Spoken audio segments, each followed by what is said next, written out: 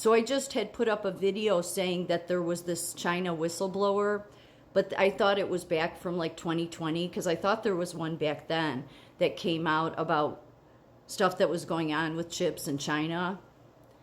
But that was actually today. Let me show you show you the article. Not today, the 18th of this month. This is the article. Mystery programmer donates 2 million ETHs to WikiLeaks, warning China uses brain chips to control its population. So what it says is, it says programmer sends on-chain message accusing Chinese government of using brain chips for mind control. Hugh Leshai, who claims to be an ordinary programmer, alleged in a cryptic message that the brain computer chips have been deployed militarily on a large scale, and military powers are using radios and base stations to control all citizens. They also claim to have been a victim of mind control and believe they have been monitored and manipulated by a shadowy organization their entire life. Leshai says they lost their dignity as human beings and have decided to leave this world. The programmer has accused 2 executives at Chinese hedge fund Quande Investment, which is, I guess, also Wizard Quant, Feng Xin.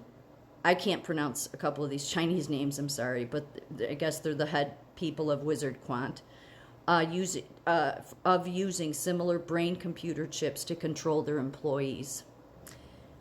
On-chain data shows that Leshai sent 603 ETHs, which amounts to 1.65 million, to Ethereum's burn address, effectively eliminating the coins from supply, along with the same on-chain message sent to WikiLeaks. The 711 ETHs sent to the media organization renowned for exposing government scandals came from 5 transfers made between February 10th and the 17th, which accounted for 1.6 million.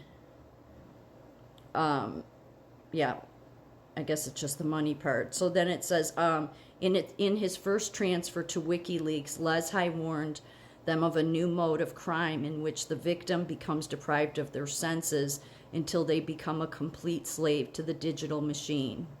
The mystery programmer also sent 700 ETHs, 1.86 million, to Ethereum naming service address called endo.eth, which is an unknown grant provider wallet. Wizard Quant is a Chinese hedge fund that uses a range of quantitative investment strategies to assist research and trading in stock, futures, and option markets. According to the company's LinkedIn profile, it employs between 51 to 200 people across its offices in Shanghai and Beijing. Feng Xin is the co-founder and chief risk officer at Wizard Quant, while X Zhuxi is the chief investment officer. Very little is known about Leshai's background apart from them self-identifying as a programmer and entrepreneur.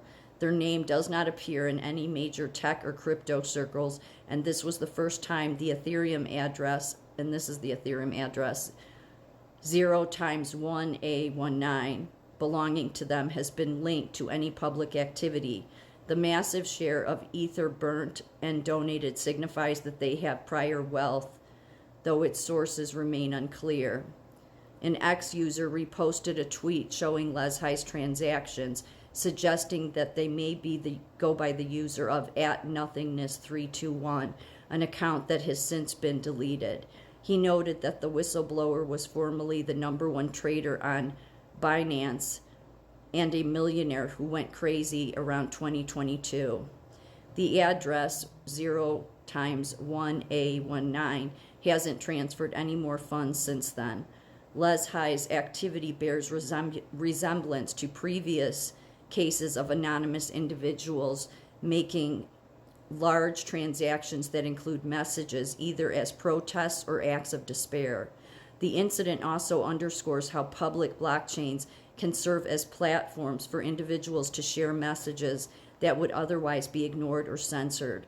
Unlike social media sites, which tend to moderate and remove content, blockchain transactions are permanent and immutable. Thereby, the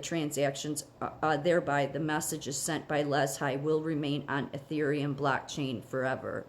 It is unclear whether Lezhi is still alive, and there is no way to gain more insight into their motivations. As of now, the ETH they sent to the burn address has been permanently removed from circulation, and donations made to WikiLeaks and other addresses could be directed towards important causes.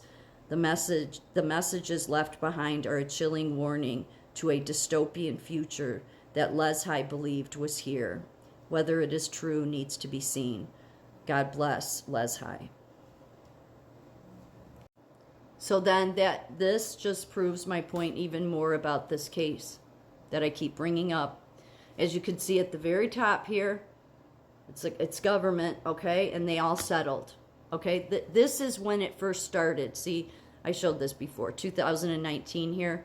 That's when this started. It was settled by February 2020, and all of them. And this up here, this isn't all of them. There's more.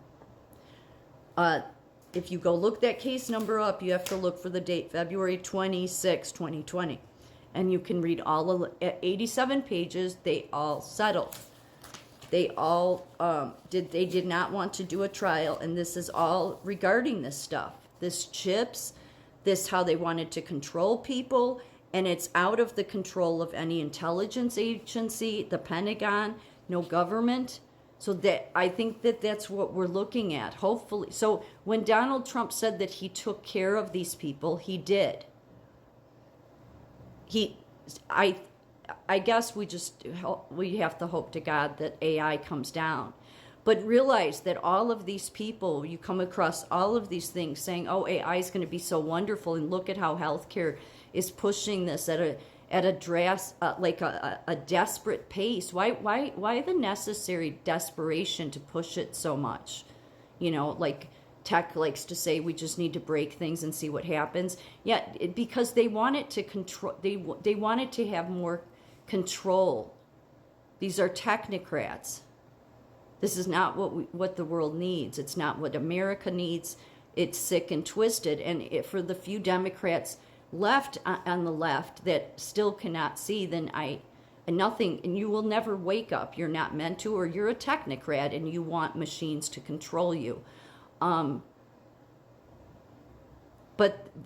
you know, China, this isn't new about China. Like there was a time, I remember reading back, because I've done a lot of research long before 2020, even before Trump the first time, into China and their surveillance state, and literally their workers, like for those that work, like say, you know, middle class or factory jobs, they've had so many employees that go to work, and you know, they're big buildings there, and they've jumped from the building to their death. They're so miserable. So instead of China's answer to addressing that was to put nets around the building, so that when people went to jump to their death, they wouldn't be allowed to die. So this is the kind of sickness they've wanted to put on the whole world. So AI is controlling censorship. AI is controlling who and what people get jobs, and what can be seen and what can't be seen. And all of this is the result of, well, many people, but definitely irresponsible tech. So every time you come across somebody saying how great our life is going to be under tech, and again, I understand that Trump is highlighting it in the tech revolution, but it makes, everybody says he does that to highlight it. Doesn't, I mean, you may think, no, he's all for it. He's doing it to highlight it. So I think the people that have said that about him, that's true. Like if he's mentioning your name, you likely don't want him to be mentioning your name. Yes, he'll do it in this, oh, it's a great person and they do these great things. Because the more he mentions you, the more corrupt you are.